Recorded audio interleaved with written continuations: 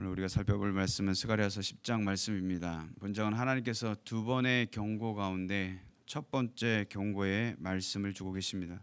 1절에 보시면 봄비가 올 때 여호와 곧 구름을 일게 하시는 여호와께 비를 구하라.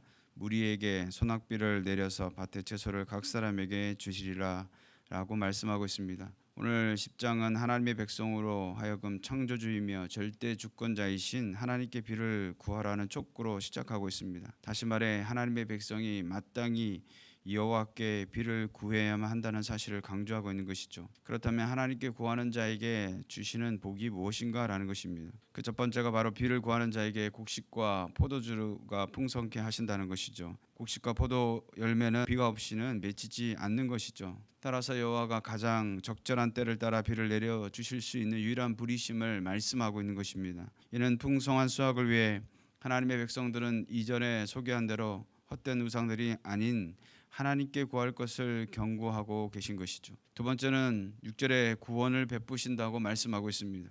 6절에 보면 내가 유다 족속을 경고하게 하며 요셉 족속을 구원할지라 내가 그들을 긍휼히 여기므로 그들이 돌아오게 하리니 그들은 내가 내버린 일이 없었음 같이 되리라. 나는 그들의 하나님 여호와라. 내가 그들에게 들으리라 라고 말씀합니다. 하나님의 백성의 전쟁은 그들 홀로 하는 것이 아니라 5절 말씀처럼 하나님께서 그들과 함께 하시고 싸우시는 전쟁이다라는 것이죠.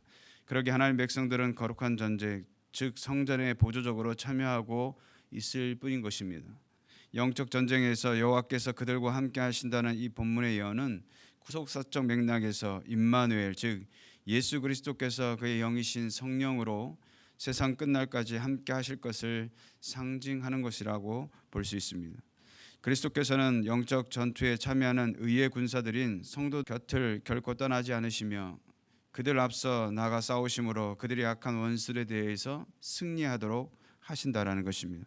또한 말탄 자들을 부끄럽게 한다는 표현은 대적들 중 가장 강한 자들에 대해서도 승리를 거둘 것이라는 그런 의미이죠. 하나님의 백성이 과거 하나님을 의지하지 않고 이방을 의지할 때에는 그들로 인하여 수치를 당했지만 훗날 그들이 철저하게 여호와를 의지하고 신뢰할 때 오히려 그들이 대적들, 그것도 가장 강한 자들까지도 수치스럽게 하는 영광을 누리게 된다고 말씀하고 있습니다.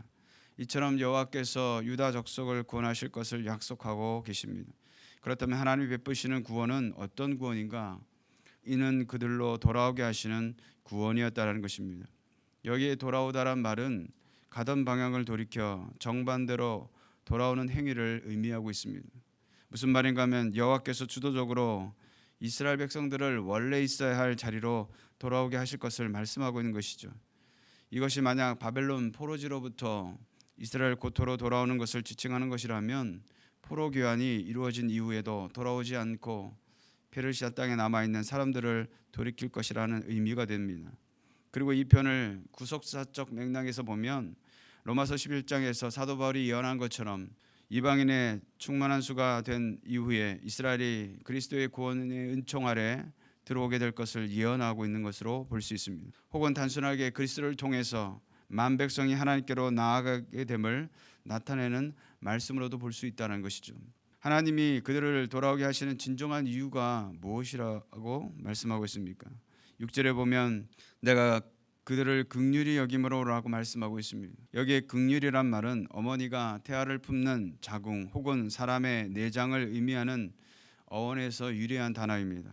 자신의 자녀에 대해 특별히 어머니가 느끼는 측은한 마음과 뜨거운 사랑의 마음을 나타내고 있습니다. 본문에서 그들에 대한 하나님의 사랑이 얼마나 뜨거웠는지를 잘 보여주고 있다는 것이죠. 즉 그들을 돌아오게 하시는 것은 하나님의 뜨거운 사랑의 발로에서 기인한 것이라 할 수 있는 것입니다. 그 결과 그들은 내가 버린 일이 없었음 같이 되리라고 말씀하고 있습니다. 여기에 내버린 일이 무엇을 말씀하고 있는 것일까요? 과거 여호와께서 이스라엘 백성들을 징계하여 내버린 사건을 염두에 두고 사용되었습니다. 다시 말해 하나님께서 이스라엘 백성들을 돌아오게 하신 구원의 결과 그들의 불행했던 과거에 대한 기억조차 남지 않게 될 것임을 말씀해주고 있는 것이죠. 즉 하나님의 회복의 은혜는 과거의 모든 고통을 완전히 상쇄하고도 남을 만한 은총임을 알게 하고 계신 것입니다. 이런 하나님께서 베푸신 구원이 그야말로 완전 무결한 것임을 나타내고 있는 것이죠. 사랑하는 성도 여러분, 이처럼 하나님의 구원은 부분적이나 일시적인 구원이 아니라 완전한 구원이 되시는 줄로 믿습니다. 하나님이 우리를 구원하신 이유가 무엇이라고 말씀하고 있겠습니까? 바로 하나님의 긍휼하심 때문이다라는 것이죠. 만약 하나님께서 오늘 우리를 긍휼히 여기시지 않았다면 우리에게 무슨 소망이 있겠느냐라는 것이죠. 그저 세상 즐거움만 취하다가 지옥 가는 인생으로 끝나는 것 아니겠습니까? 이는 삶도 마찬가지입니다. 하나님의 긍휼 안에 거하지 않았다면 어떻게 될지 아무도 모르는 인생들 아니겠습니까? 그러므로 오늘도 여전히 저와 여러분을 향해 긍휼히 여기시는 주의 은혜 안에 있음을 잊지 않고 더욱 하나님을 의지함으로 주만을 구함으로 하나님의 구원의 은혜를 누릴 수 있는 저와 여러분 되시기를 주님의 이름으로 축원드리겠습니다. 뿐만 아니라 하나님을 구하시는 자들에게 여호와께서 들으신다라는 것이죠. 6절 하반절에 보면 나는 그들의 하나님 여호와라 내가 그들에게 드리리라라고 말씀하고 있습니다. 과거 이스라엘의 역사를 보면 하나님과의 관계가 깨어질 때 나타난 현상들이 있습니다. 하나님은 이스라엘의 하나님 되시기를 거부하셨습니다. 금송아지를 만든 이스라엘을 가리켜 내 백성, 즉 모세의 백성이라고 하시면서 하나님이 이스라엘 하나님 되시기를 거부하셨습니다. 뿐만 아니라 이스라엘이 범죄할 때 그 죄가 하나님과의 관계를 가로막는 걸림돌이 되어서 하나님을 전혀 신뢰하지 않는 형식적 기도에 대해 하나님은 듣지 않으셨습니다. 그러나 하나님은 구원을 베푸실 때 하나님께서 그 백성의 기도에 응답하신다는 것은 더 이상 그들의 죄가 하나님과 그들 사이를 막지 않으며 그들과 하나님과의 사이가 회복되었음을 의미하는 것이죠. 그 결과가 무엇입니까? 7절의 말씀처럼 여호와로 말미암아 마음에 즐거워하게 될 것이라고 말씀하고 있습니다. 사랑하는 성도 여러분, 그리스도인에게 가장 큰 기쁨이 있다면 그것은 바로 하나님이 주시는 기쁨이 있는 줄로 믿습니다.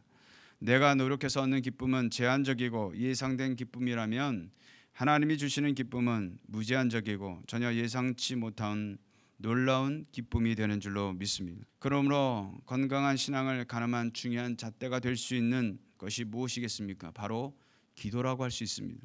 하나님께 구한 것에 대해서 응답받는 것은 여전히 하나님이 나의 하나님이 되신다는 증거이기도 하다라는 사실입니다. 그러므로 오늘 하루도 세상의 헛된 것을 구할 것이 아니라 정말 우리의 참 목자 되신 하나님만을 의지하며 신뢰하며 세상의 다른 것에 우리가 그것을 의지하며 구하는 신앙이 아니라 하나님만을 바라보며 그 하나님께 오늘도 나아가 구할 때 하나님의 구원을 맛봄으로 오늘 하루의 삶이 주님의 영광을 나타내는 삶으로 살아가게 되시기를 주님의 이름으로 축원드리겠습니다.